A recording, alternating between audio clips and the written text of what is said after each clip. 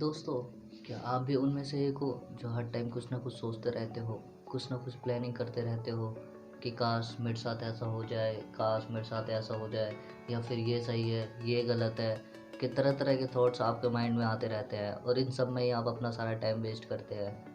आप चाहते भी हो ओवर थिंकिंग को कम करना, लेकिन आप फिर भी नहीं कर पाते। तो चलिए दोस्तों, आज हम आपको इस ओवर थिंकिंग को रोकने का तरीका बताते हैं। पहले तो हमें ये समझना होगा कि ओवर थिंकिंग होती क्या है। दोस्तों, इमेजिन करो, अगर आप अभी बच्चे होते तो आप वही करते जो आपका मन करता। अगर उस टाइम आपसे कोई ये पूछता कि ओवर थिंकिंग क्या होती है, तब आप क्या रिप्लाई करते? दोस्तों, 99% आप यही बोलते कि ये ओवर थिंकिंग क्या होती है, और शायद आपको तो ये भी नहीं पता होगा कि इसे करते कैसे हैं। दोस्तों, जैसे जैसे हम बड़े होते हैं वैसे वैसे सही गलत, परफेक्ट इनपरफेक्ट, अच्छा बुरा, क्या सही है क्या सही नहीं है, ये लोग मेरे बारे में क्या सोचेंगे, ये दुनिया मेरे बारे में क्या सोचती है, सक्सेस फेलियर एंग्री डर, ऐसी हज़ारों बातें हमें पता चलती है। लेकिन कुछ लोग इनमें ऐसे फंस जाते हैं कि उनकी नॉलेज भी कुछ नहीं कर पाती, और वो हर बात को इन्हीं से एनालाइज करते रहते हैं, और वो अपनी ज़िंदगी में उलझ जाते हैं, जिसकी वजह से वो एक ऐसा पर्सन बन जाता है जो कि बस सोच सकता है लेकिन कुछ कर नहीं सकता।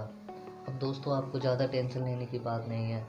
ये एक हैबिट होती है जो टाइम के साथ साथ हमें लग जाती है। चलो जानते हैं इस हैबिट को कैसे ख़त्म करें। Replace the habit of over thinking with sufficient thinking. अब किसी हैबिट को हम ऐसे डायरेक्ट तो नहीं छोड़ सकते, आपको उसको किसी दूसरी हैबिट के साथ रिप्लेस करना पड़ेगा, और आपको ओवर थिंकिंग को सफिशेंट थिंकिंग के साथ रिप्लेस करना पड़ेगा। दोस्तों, अब आप ये सोचेंगे ये सफिशेंट थिंकिंग क्या होती है। दोस्तों, सफिशेंट थिंकिंग का मतलब होता है जितना ज़रूरी है उतना सोचना। अब ऐसा तो हम कर नहीं सकते कि सोचना ही छोड़ दें, जो कि करना गलत भी है, और हम इंसान ऐसा कर भी नहीं सकते। किसी चीज़ के बारे में हम उतना ही सोचें जितने कि हम उस काम की इम्पोर्टेंस हो। चलिए हम इसे एक एग्जांपल से समझते हैं। अगर आपको एप्पल और ऑरेंज में से कोई एक चूज़ करने को बोले, आपको इसमें 1 सेकंड लगना चाहिए। ऐसा नहीं कि आप 15 मिनट तक सोचें, फिर 30 मिनट तक गूगल करें, फिर यूट्यूब पर एडवांटेज एंड डिसएडवांटेज देखें। तो यहाँ एक ओवर थिंकर अब खुद को स्मार्ट समझेगा, लेकिन असल में वो बेवकूफ़ है। ये तो हुआ पहला एग्जाम्पल। और अगर कोई अपनी लाइफ के करियर के बारे में सोच रहा है, वो बस 5 मिनट में ही सोच कर डिसाइड कर लिया कि क्या करना है, तो ये भी गलत होगा। क्योंकि जब हमें कोई बड़ा डिसीजन लेना हो या अपने करियर के बारे में सोचना हो, तब हमें सोचने के लिए थोड़ा टाइम देना चाहिए।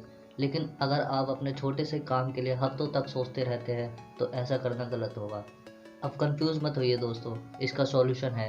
अब दोस्तों, आपको ये नोट डाउन करना है कि आप किस टाइम सबसे ज़्यादा सोचते हैं, और उस टाइम आपको सोचना नहीं है। अब ये टाइम आपका कोई भी हो सकता है। अब इसे ठीक करने के लिए आपको पूरे दिन में कोई एक टाइम डिसाइड करके रखना है, और इस टाइम में आपको सिर्फ सोचना है और कुछ नहीं करना, जिसे आप थिंकिंग टाइम भी बोल सकते हैं। लेकिन इस टाइम के अलावा आपको कुछ भी नहीं सोचना। और हाँ, अब जब भी आपको उस थॉट से रिलेटेड कुछ इंपॉर्टेंट पॉइंट्स माइंड में आए, तो लिख के रख लो, और ये सोचो कि मैं इसके बारे में अभी बिल्कुल नहीं सोचूंगा, जो मैंने टाइम डिसाइड किया है जब ही सोचूंगा। अब इससे आपको पता रहेगा कि आपको कब और कितना सोचना है, जिसकी वजह से आपका टाइम वेस्ट नहीं होगा। दोस्तों, ये एक बेस्ट तरीका है ओवर थिंकिंग को कम करने का। आई होप दोस्तों आपको ये वीडियो पसंद आई होगी।